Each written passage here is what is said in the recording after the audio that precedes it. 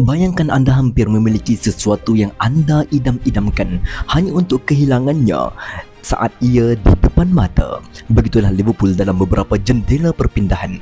Walaupun terkenal dengan strategi cermat dan bijak, The Reds juga pernah terkandas dalam perebutan 5 pemain bintang. Siapa mereka dan mengapa perpindahan itu gagal? Mari kita bongkar.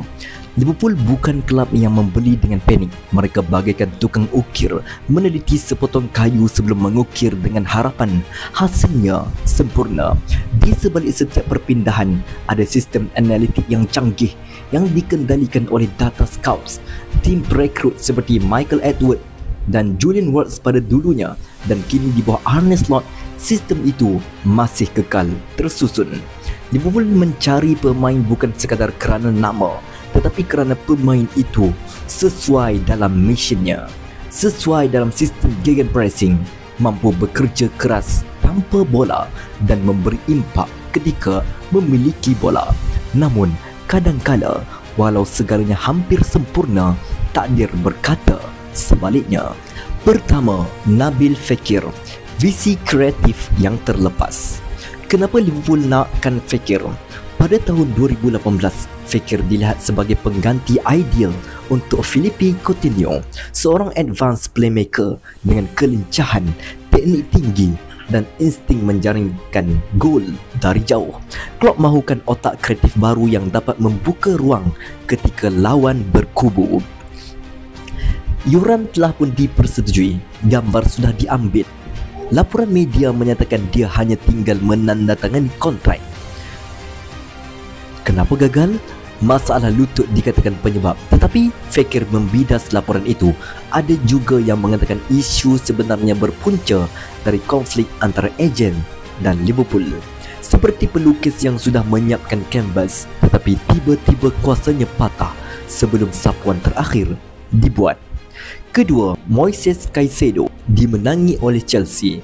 Kenapa Liverpool nakkan Caicedo? Selepas Fabinho dan Henderson keluar, Klopp perlukan pemain tengah bertahan sejati. Caicedo ialah jentera penggerak Brighton, muda, kuat dan berdisiplin tinggi.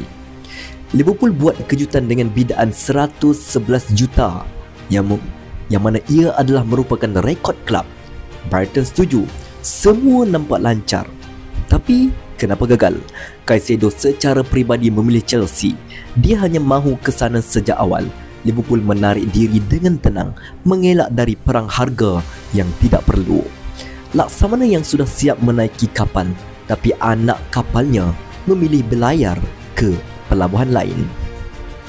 Ketiga, Federico Valverde, tawaran dingin dari Madrid.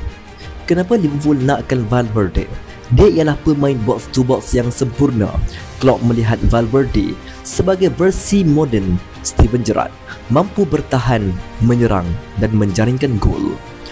Liverpool menghantar signal dan kesediaan membayar yuran besar, namun Real Madrid tidak bersedia melepaskan aset berharga itu. Valverde gembira di Bernabeu dan Real Madrid menolaknya bulat-bulat. Tiada rundingan lanjut berlaku.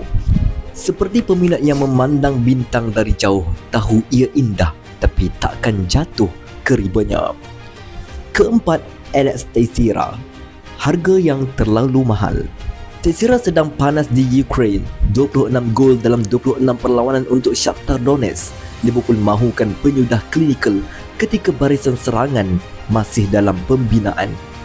Liverpool bida 32 juta, satu angka besar pada masa itu, tetapi Shakhtar berkeras mahukan 50 juta. Liverpool enggan tunduk pada permintaan berlebihan. Teixeira berpindah ke China menyertai Jiangsu Suning demi gaji yang besar. Seperti peminat seni yang menolak membeli lukisan palsu walau lukisannya cantik kerana nilai sebenar lebih penting daripada harga yang tinggi. Kelima, Martin Zubimendi, setia pada akar. Pemain tengah yang tenang, berdisiplin dan bijak dalam taktikal. Klopp melihatnya sebagai pengganti Thiago dalam jangka masa panjang. Liverpool bersedia membayar klausa perlepasan sekitar 60 juta. Rundingan awal dimulakan, tapi kenapa gagal? Zubimendi memilih kekal di Real Sociedad klub yang membesarkannya. Beliau utamakan kesetiaan dan pembangunan jangka panjang di La Liga. Seperti akar pokok yang enggan dicabut walau tanah lain menjanjikan lebih subur. Gagal bukan bermaksud silap. Dalam setiap kegagalan ini, Liverpool belajar sesuatu. Kerugian Fekir membuka laluan kepada kebangkitan Firmino dan kemudian Diogo Jota. Kegagalan mendapatkan Caicedo menyebabkan Klopp memberi ruang kepada McAllister dan Szoboszlai, dan sekarang dengan Arne Slot memegang kendali, Liverpool dijangka lebih fleksibel dalam strategi perpindahan. Musim panas ini, nama-nama seperti Florian Wirtz dan juga Milos Kerkez dikaitkan dengan Liverpool, dan Liverpool juga telah pun sah menandatangani Frimpong daripada Bayern Leverkusen. Para penyokong hanya mampu menanti adakah The Reds akan mengukir sejarah atau sekali lagi memegang angin. Kerana dalam dunia bola sepak, perpindahan bukan hanya soal wang dan kelab, tetapi juga takdir, impian dan identiti. Jangan lupa like, share dan subscribe untuk lebih banyak kandungan tentang Liverpool dan dunia bola sepak. Tinggalkan komen pemain mana yang anda paling kecewa Liverpool tak dapat. Siapa yang ada dapat info terbaru tentang Florian Wirtz, silalah share di ruang komen. Akhir kata daripada saya, you will never walk alone.